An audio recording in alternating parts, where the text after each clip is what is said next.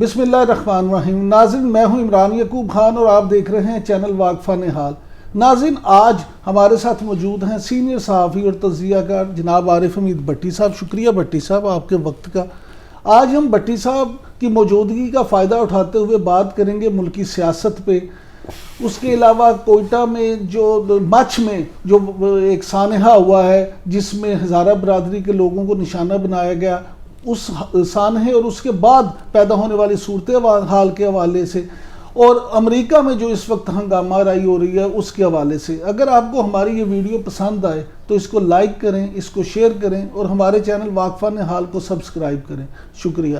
بھٹی صاحب، آپ کیا سمجھتے ہیں جو ملکی سیاست ہے اس وقت کس طرف جا رہی ہے؟ بسم اللہ الرحمن الرحیم۔ دیکھیں، ملکی سیاست اس وقت انتشار کی طرف جا رہی ہے، اس کی ڈائریکشن ہی کوئی نہیں۔ بدقسمتی ہے کہ حکومت کا لائن بھی ان نیچرل ہے اور اپوزیشن کا بھی۔ تو اپوزیشن پی ڈی ایم بنی تو ایک مقصد کے لیے تھی کہ عمران خان سے ریزائن دے، پھر انہوں نے ریزائن ان سے لینے میں ناکامی کے بعد خود ریزائن دینے کا وعدہ کیا، پھر اس پر پیپلز پارٹی نے انہیں ڈچ کیا تو انہوں نے خود بھی ریزائن دینے سے انکار کر دیا۔ میرا نہیں خیال کہ پی ڈی ایم جتنا مرضی احتجاج کر لے حکومت کے لیے مشکل بنے گی۔ تاہم اگر یہ لانگ مارچ لے کے اسلام آباد جاتے ہیں اور اس میں 2-3 لاکھ لوگ ہوتے ہیں تو یہ حکومت ٹیکل نہیں کر سکے گی اور بہت بڑا سانحہ ہو سکتا ہے۔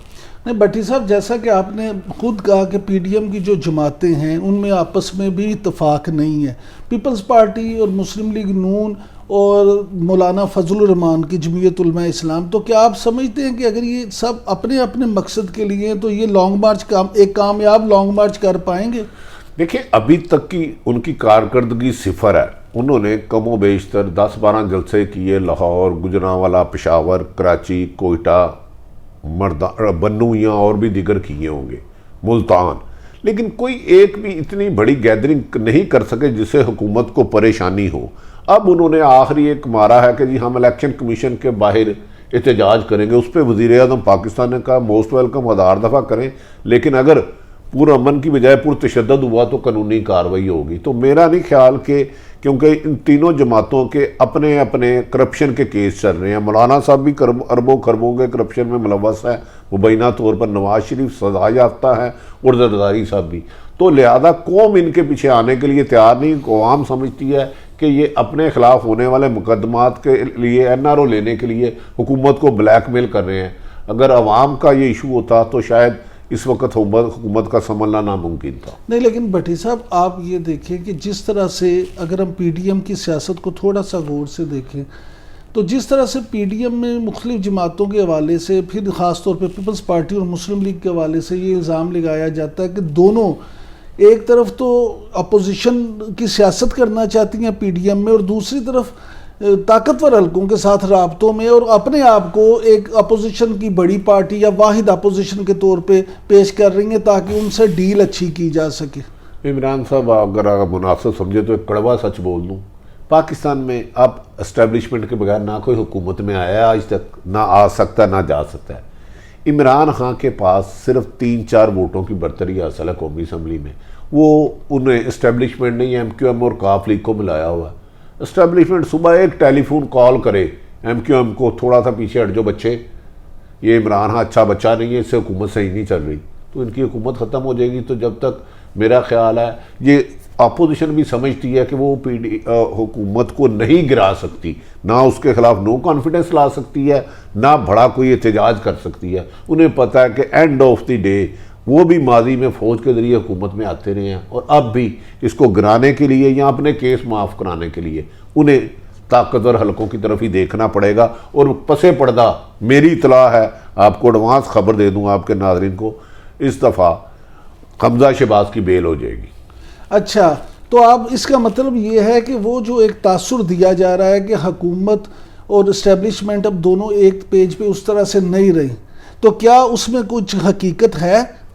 نہیں، حکومت کے اسٹیبلشمنٹ کے پاس آپشن نہیں ہے۔ نون لیگ اور مولانا فضل الرحمان حکومت کے اداروں کے زہر اگلنے پر ریڈ لائن کراس کر چکے ہیں. نہیں لیکن نون لیگ میں اگر آپ بات کریں جس طرح سے آپ نے ابھی بتایا کہ حمزہ شہباز کی ضمانت ہو جائے گی، تو میاں شہباز شریف جس بیانیے کو لے کے چلتے ہیں وہ تو کبھی بھی اینٹی اسٹیبلشمنٹ نہیں، لیکن ان کے پاس ان کو کر بھی دیں گے تو نون لیگ سے وہ اپنے بھائی سے الگ نہیں ہو سکتے. میری اپنی اطلاع ہے گو کہ بھائی کو بھی وہ ڈچ کر رہے ہیں، اسٹیبلشمنٹ کو بھی کر رہے ہیں، لیکن نون لیگ بھی اکیلی اس پوزیشن میں نہیں ہے حکومت بنا سکے.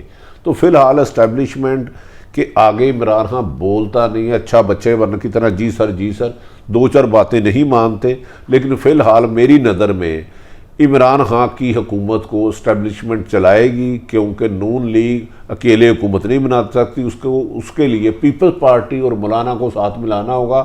آپ جانتے ہیں مجھ سے بہتر کہ 172 ممبر چاہیے قومی اسمبلی میں آپ کو گورنمنٹ بنانے کے لیے، تو نون لیگ کے پاس یہ حد پورا کر ہی نہیں سکتی اکیلی، ناممکن ہے. نہیں لیکن جیسے آپ نے خود ہی ابھی فرمایا کہ اسٹیبلشمنٹ نے کہا بچوں چلو اچھے بچوں کی طرح ساتھ دو، تو اچھے بچے نون لیگ کا بھی تو ساتھ دے سکتے. نہیں بالکل، آپ بڑے ہو کے بڑے بزرگ بنیں گے، اب ان کی عمر بڑے وہ دے بھی دے تو پھر بھی ان کی اکثریت نہیں ہے، کیونکہ ان کے پاس میرا خیال ہے 62 یا 65 ہیں این لیگ کے. اگر ایم کیو ایم کے بھی دے دے، وہ اختر مینگل کو بھی دے دے، وہ بھی دے دے، تو پھر بھی 172 نہیں بن سکتے. حکومت بنانے کے لیے نون لیگ کو پھر پیپلز پارٹی کا ساتھ لینا ہوگا. پیپلز پارٹی اور وہ تو اکٹھے ہی ہیں. نہیں، پیپلز پارٹی تو میری انفارمیشن کے مطابق طاقتور حلقوں کے ساتھ مل چکی ہے. ان کے خلاف یہ جو وہ نیب کیسز ہے وہ کمزور کر دیے گئے ہیں، ان کے خلاف مزید گرفتاریاں رک گئی ہیں، اور Peoples Party basically P D M کو کمزور کرنے کے لیے ساتھ ہے، کیونکہ پیپلز پارٹی کی ایک صوبے میں حکومت ہے واضح، آگے ان کے سینیٹر بھی بن سکتے ہیں، تو وہ بھی چاہتے ہیں کہ اس حکومت کو 5 سال پورے کرنے دیا جائے، لیکن تاہم ان کے خلاف نیب کے کیسز بند ہو تو اس میں وہ خاصی حد تک کامیاب ہے. بٹی صاحب سینٹ کے الیکشن میں تو سوائے مسلم لیگ نون کے باقی تو سب کو فائدہ ہے. پی ٹی آئی کے سینٹرز بڑھ جائیں گے اور پیپلز پارٹی کے بھی 8 سے شاید 9 ہو جائیں. نقصان تو صرف مسلم لیگ نون کو ہی ہے. دیکھیں اسی لیے ڈیسپریٹ صرف اور صرف آپ دیکھیں گے مسلم لیگ نون مریم اور خصوصاً وہ بھی نواز شریف اور مولانا ہے. پیپلز پارٹی تو اتنی ڈیسپریٹ نہیں ہے، وہ تو اداروں پہ حملہ نہیں کر رہی، وہ تو آرام سے این آر او لے کے سائڈ پہ بیٹھی ہے. زرداری صاحب کو اس کے بعد کیس ہی نہیں بلایا گیا، بے نامی کھربوں روپے کا اکاؤنٹ بالکل قصہ ماضی بن چکا ہے. مراد علی شاہ کو نہیں بلایا جا رہا، پیپلز پارٹی کی قیادت کو نہیں بنایا جا رہا، بلایا جا رہا ہے تو مسلم لیگ نون کی قیادت جو 30 سال تک کم و بیشتر اقتدار میں نہیں ہے، مولانا فضل الرحمان، دونوں ہی پھٹ رہے ہیں، دونوں چاہتے ہیں حکومت جائے. اور پیپلز پارٹی میں آپ کو یقین سے کہتا ہوں وہ چاہتی ہے یہ حکومت پوری کرے 5 سال، کیونکہ اگر ری الیکشن بھی ہوتے ہیں تو پیپلز پارٹی کو سندھ سے زیادہ تو حکومت کبھی ملنی نہیں. تو لہذا میرا خیال ہے یہ تھوڑا گالی گلوچ ایک دوسرے کو برے بھلے بیانات کی حد تک سیاست گرم رہے گی. تاہم عمران خان کی حکومت کو آج اس وقت تک خطرہ نہیں.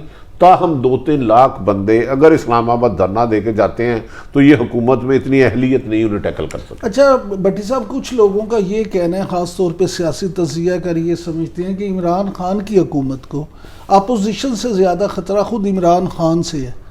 عمران خان سے زیادہ خطرہ اس کو اس کی ٹیم سے ہے. ناہلوں کی ٹیم میں نے آج تک نہیں دیکھی. میں نے عمران خان کے منہ سے آج تک کوئی 1000 سے زیادہ دفعہ سنا ہے این آر او. آج تک انہوں نے یہ نہیں بتایا این آر او مانگ کون رہا ہے، جبکہ وہ غلط کہہ رہے ہیں. این آر او طاقتور حلقے اسٹیبلشمنٹ سے مانگے جاتے ہیں.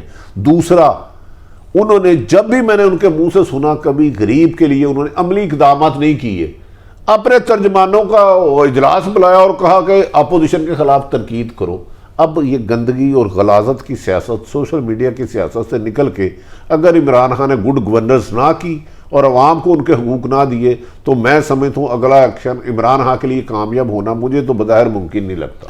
اچھا بھٹی صاحب، اگر آپ یہ صورتحال جو بھی پیدا ہوئی ہے سانحہ مچھ کے حوالے سے، تو اس سے بھی نہیں آپ سمجھتے کہ جس طرح سے وہ لاشیں رکھ کے باہر بیٹھے ہیں ہزارہ برادری کے لوگ اور عمران خان صاحب کے منتظر ہیں، تو وزیر اعظم کو وہاں جانا نہیں چاہیے تھا؟ وہاں نہ جانے کی کیا وجہ ہو سکتی؟ دیکھیں یہ ہزارہ برادری کے ساتھ جو ظلم و ستم ہوا ہے یہ تو کوئی بھی الفاظوں میں بیان نہیں کیا جا سکتا. نہایت تکلیف دہ بات ہے.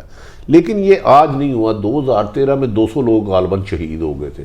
پرانے بھی ہوتے ہیں. وزیر اعظم چلے جاتے تو بہتر تھا، لیکن میری تو ان لواحقین سے گزارش ہے خدا کے واسطے میتوں کو فوری طور پہ دفنا دیں.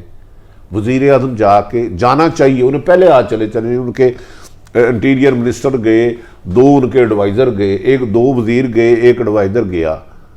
لیکن عمران ہاں چلے جاتے تو بہتر تھا، لیکن وہ بھی جا کے محض یہ ایک اعلان کریں گے میں دہشت گردوں کو چھوڑوں گا نہیں، ان کے خلاف کارروائی کریں گے. میتوں کو دفنا دینا چاہیے. ان کا مطالبہ ٹھیک تھا، کیونکہ آپ جانتے ہیں کہ اس بلوچستان میں ہونے والی دہشت گردی میں بھارت ملوث ہے، اور اس کے کوئی قاتل سامنے تو ہے نہیں جس کو جاتے ہی پکڑ لینا ہے. تاہم ہو سکتا ہے کہ عمران خان سنا ہے کہ 24 گھنٹے میں کسی وقت بھی جا سکتے ہیں، ادروائز وہ تو دھرنا اس موسم میں میتیں رکھ کے بیٹھے ہیں جو تکلیف دہ لمحہ ہے. اللہ تعالیٰ ان کو صبر دے. لیکن بھٹی صاحب بلاول بھٹو زرداری اور مریم نواز یہ تو وہاں پہ گئے ہیں، تو یہ بھی سیاسی جو ان کا سٹنٹ ہے. آپ یہ دیکھیں انہوں نے جا کے بھی مریم نے ایک گھٹیا بیان دیا، ان کا جانا اچھی بات تھی. ان کے والد کے دور میں بھی ہزارہ بداری کے سینکڑوں لوگ شہید ہوئے، پیپلز پارٹی کے دور میں بھی ہوئے. ان کا نہ والد گیا تھا نہ اس کا باپ گیا تھا. آج گئی ہیں مریم، اچھی بات ہے. وہ کہہ رہی ہیں کہ ادھر لوا کی ایک سنگ دل کو پکار رہے ہیں، یعنی کہ وزیر اعظم کو ٹانٹ. آپ ادھر ان کے زخموں پہ نمک رکھنے گئے ہیں، فاتحہ پڑھنے گئے ہیں، یا ان کی ہمدردی کے لیے گئے ہیں. وہاں سیاست نہ چمکائیں. دیکھیں ایک طرف تو میتیں سڑک پر پڑی ہیں اور آپ سیاسی پوائنٹ سکورنگ کر رہی ہیں. آپ ایسے کہ میں آ رہی ہوں، آپ کی بہن ہوں، آپ کی بیٹی ہوں، آپ ان میتوں کو دفنا دیں. اللہ کا بھی حکم ہے. میرے خیال میں بلاول بھی جائیں، لیکن لاشوں پہ سیاست کرنے کی روایت تو دفن کر دیں یار کم سے کم. اچھا بھٹی صاحب، آخر میں جو انٹرنیشنل سینیریو جو امریکہ میں ہو رہا ہے، آپ اس حوالے سے کیا کہیں گے؟ دیکھیں امریکہ میں اس سے بھی زیادہ ہوگا. امریکہ بڑا علمدار بنتا تھا جمہوریت کا. کل انہوں نے جس طرح ان کے جا کے اندر فائرنگ کی، لاٹھی وہ شیلنگ کی، اور پہلی دفعہ پاکستان کی ہسٹری میں ہوا، امریکہ کی ہسٹری میں ہوا کہ انہیں فوج بلانی پڑی. فوج کو آئی تو نہیں لیکن کرفیو لگانا پڑا.